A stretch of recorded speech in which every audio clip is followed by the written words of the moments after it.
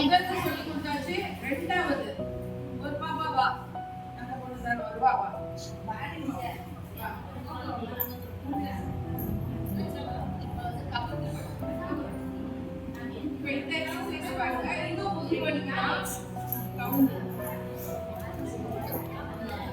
இந்த மாதிரி கவுந்து பண்ணிட்டாச்சு. கரெக்ட் அதே மாதிரி கையை வச்சு தலையை முதல்ல இப்படிதான் படுக்கணும். கவுந்து படுக்கணும். அப்புறம் உங்க வாயை வந்து இதுல வைங்க. இந்த பக்கத்துல கொண்டாந்து வாயை தூக்கி வைங்க. தலை அதாவது இப்படி அப்படி சரியா? இதை இப்ப ஒரு தலை அப்படி முட்டி வரைக்கும் வச்சுட்டு திருப்பி கீழே, இது இங்க கொஞ்சம் மேல வச்சுட்டு இதெல்லாம் கொஞ்சம் லூஸ் கொடுக்குறோம். டைட்டா இருக்கும். மசில் எல்லாம் வந்து தோல் உள்ள இருக்கிற சதை வந்து டைட்டா இருக்கும். அது வந்து கொஞ்சம் ரிலாக்ஸ் பண்றதுதான். இப்ப நீங்க என்ன பண்ணணும், இங்க மேல கொஞ்சம் இவ்வளவு தூரத்துக்கு கொஞ்சம் எஞ்சி வரைக்கும் கொஞ்சம் தூக்குங்க. இப்ப இப்படி இப்ப கால அதே மாதிரி இது வரைக்கும் அந்த ரெண்டு காலம் பாருங்க. போட் மாதிரி இருக்கா? படகு படகுல ஏறி உட்காந்துறாங்க. படகு. இப்ப இதுல என்னன்னா நமக்கு என்ன உடம்புல என்னன்னா எதுனாலும் நம்ம இப்படிதான் குடிந்து செய்வோம். உடம்பு வந்து இப்படிதான் வளையுது. நிக்கிற ஆளு இப்படிதான் வளையும். இப்ப எப்படி படுத்துக்கும் போது என்ன ஆகுது? பின்னாடி வளையும்.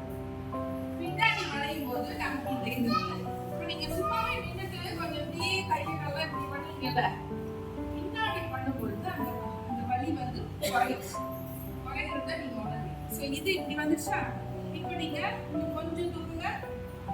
இங்க கொஞ்சம் தூக்குங்க. மேல கொஞ்சம் தூக்க முடியுமா? காலை நிமித்தி வச்சுட்டு இப்ப தூக்குங்க. இந்த ஏரியா திருப்பி கீழே போட்டு கீழே வரைக்கும் போங்க. தலை கீழே வரைக்கும் போங்க. நல்லா ஸ்ட்ரெச் பண்ணிக்கோங்க. கொஞ்சம் அப்படியே அமைதியா வச்சுங்க. திருப்பி தலையை தூக்குங்க. நீங்க காலை தூக்குங்க. கொஞ்சம் நல்லா நிமிருங்க. அந்த இடுப்பு புடி கிட்ட ஒரு புடி பிடிக்கும். அது வரைக்கும். ஆமா, அது வரைக்கும். அதுதான் அப்படி கொடுக்கும்போது இது அப்படியே இப்படி ஆகும்போது நமக்கு அந்த முதுகு வலி இந்த சேஷமா இப்படி போயிடும். எல்லாம் வாலிப பிள்ளைங்க அழகா செய்யலாம். உங்களுக்கு வந்து அந்த மென்சஸ் வர்ற டைமுக்கு இந்த மாதிரி அதுக்கு முன்னாடி வந்த உடனே ரொம்ப கஷ்டமாயிடும். அதுக்கு முன்னாடி வரப்போகுது தெரியும்ல, டேட் எல்லாம் தெரியும்ல, அப்பவே இந்த எக்ஸசைஸ் பண்ணிங்கன்னா கொஞ்சம் வித்தியாசம், கொஞ்சம் வலி கொஞ்சம் குறைஞ்சிருக்கும். ஏன்னா நம்ம சரீரத்தை அதுக்கு ஏற்ற மாதிரி வளர்ச்சி கொடுக்கும். சரிப்பா, இந்த ரெண்டு எக்ஸசைஸ் படிச்சுக்கிட்டீங்க.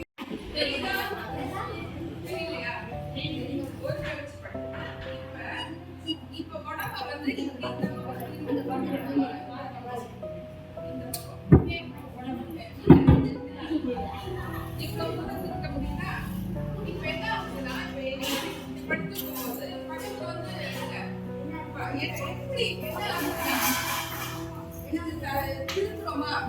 துணி குளிச்சு காய போடுறதுக்கு கவனியெல்லாம் அங்க பார்க்காத.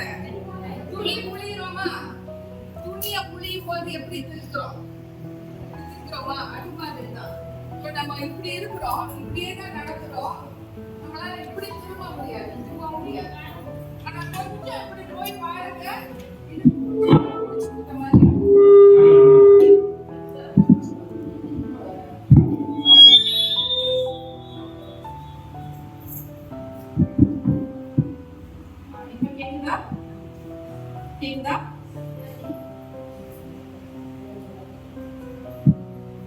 இப்ப பாருங்க, இந்த இடுப்பு சைடு இந்த பொண்ணுக்கு வந்து நல்லா சுகமா இருக்கும்.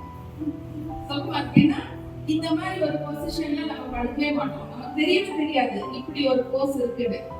இந்த ஒரு காலை நீட்டமா வச்சுக்கணும். இந்த பக்கம் இருக்கிற மேல பக்கத்துல இருக்கிற காலை வந்து ரைட் ஆங்கிள் தான். என்ன சொல்றது தமிழ்ல? Right angle. வலது கால். வலது கால் இல்ல, angle right angle. 90 degree 90 degrees. இந்த இப்படியே வச்சுனா 90 டிகிரிஸ். நேரா, அதாவது நேரா இருக்கணும். கால் இங்க நேரா இருந்து இப்படி வச்சுக்கணும். இதை நீட்டமா வச்சுக்கணும். அந்த காலை இப்படி வச்ச பிறகுதான் இப்படி இருக்கணும். இன்னும் யாராச்சும் இங்க கூட படுத்து செஞ்சு பாருங்க. முதுகு வலி இருக்கவங்க இப்பவே செஞ்சு பாருங்க. உங்களுக்கு நல்ல இடம் இருக்கு. செஞ்சு பாருங்க. உங்களுக்கு நல்லா இருக்கா இல்லையா நீங்களே செய்யலாம். இது ரொம்ப முக்கியமான ஒரு எப்படி உனக்கு அப்படியே உட்காரு அப்படி சொல்லுங்க. இப்ப நீ பண்ணது உனக்கு முதுகுக்கு எப்படி இருக்கு, இடுப்புக்கு எப்படி இருக்கு? உனக்கு வந்து ஒண்ணு தெரியல. ஏன்னா இவனுக்கு வந்து முதுகு வலி கிடையாது. ஓகேயா? இவனுக்கு இடுப்பு வலி கிடையாது, இவனுக்கு முதுகு வலி கிடையாது. அதனால இருந்துச்சு. யாராச்சும் முதுகு வலி இருக்கவங்க யாராலும் வாங்க வாங்க. யாருக்கு முதுகு வலி இடுப்பு வலி ஈஸியா உங்களுக்கு அப்படியே தெரியாது. இப்போ முதல் பக்கம் அந்த பக்கம் திரும்பினாங்க. அப்ப நம்ம இப்ப இந்த பக்கம் திரும்புங்க. திரும்பி எப்படி செய்வீங்க? நீங்களா செய்து பார்க்கலாம். நீங்களே பண்ணலாம். இந்த கால ஏன்னா இந்த பக்கம் இந்த மாதிரி இப்ப இந்த இப்படி திரும்பணும். திரும்ப இந்த சைடுல எப்படி கொடுக்குது? முறுக்கி இருக்குது. இப்படி பண்ணும்போது உங்க இடுப்பு வலி அப்படியே வந்துடும், சுத்தமா போயிடும். இது மாதிரி 2-3 தடவை செஞ்சீங்கன்னா போதும். இந்த கால நேரா வைக்கணும், இந்த பக்கம் திரும்புறதுனால இந்த கால மறக்கணும். ஓகே, இது ஒரு எக்ஸசைஸ். 2 பக்கமும் செய்யறது. ஒரு பக்கம் இப்படி ஒரு கழிச்சு பண்ணணும், அடுத்தது இப்படி ஒரு கழிச்சு பண்ணணும். எந்த பக்கம் நம்ம திரும்புறோமோ அந்த பக்கத்துல இருக்க கால் மேல இருக்க கால தான் நம்ம மடக்கணும். கீழே இருக்க கால நெட்டுக்கு தான். இந்த பொண்ணு எங்க சொல்லி கொடுத்துருவா, இவளே சொல்லி கொடுத்துருவா. இவ பழகிறாள். இத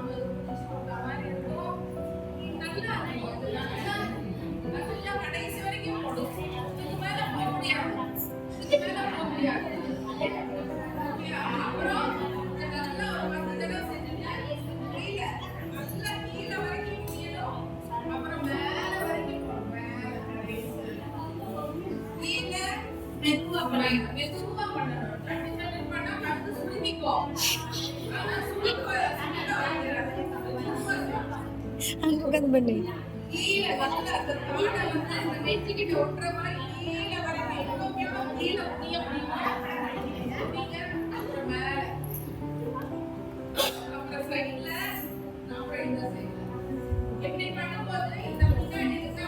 Bang.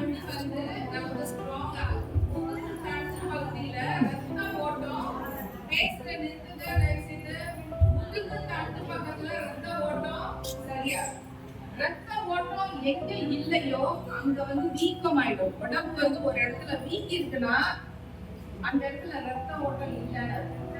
கால் வீக்கி இருக்குன்னா கால்ல ரத்த ஓட்டம் சரியில்லை. அப்ப அதுக்கு வாக்கிங் போகணும், நடக்கணும்.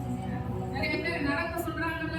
வைக்கிறதுக்கு என்ன செய்யணும்? ஒரு துணியை வந்து ஒரு துப்பட்டாங்க ஒரு துணியை ஒரு கம்பி ஏன் கம்பி இருக்குதா இல்ல கதவுல கைப்பிடி ரொம்ப உயரத்துல இருக்க கைப்பிடியா இருக்கக்கூடாது, நமக்கு சமமா இருக்கிற மாதிரி அதுல கட்டிட்டு ஒரு பகுதியை கட்டிட்டு ஒரு பகுதியை பிடிச்சுக்கிட்டு இப்ப இங்க கட்டிருக்கேன்னு வைங்க, இங்க ஒரு துணியை வச்சுட்டு ஃபர்ஸ்ட் பின்பக்கமா திரும்பினா இங்க இருந்து இப்படி இடுப்பு கிட்ட நல்லா ஒட்டி வச்சுக்கணும்.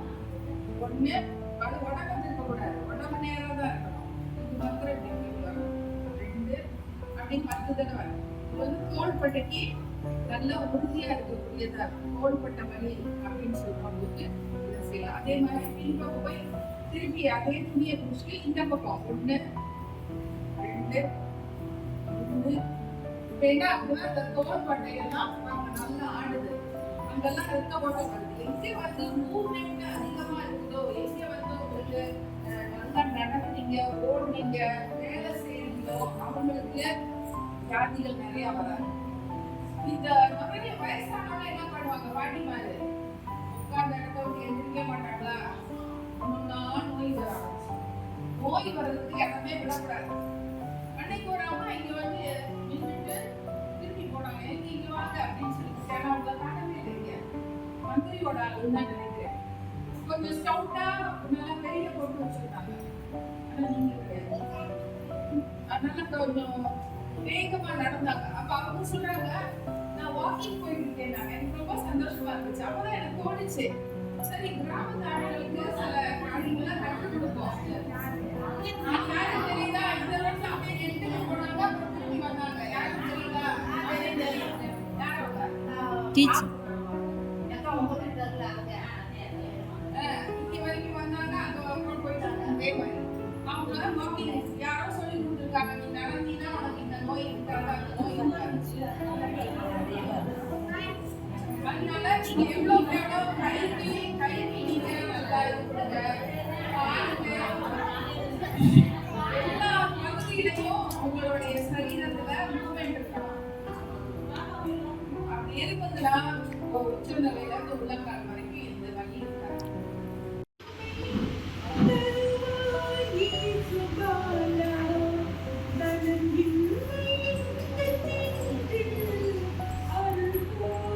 என்னப்பா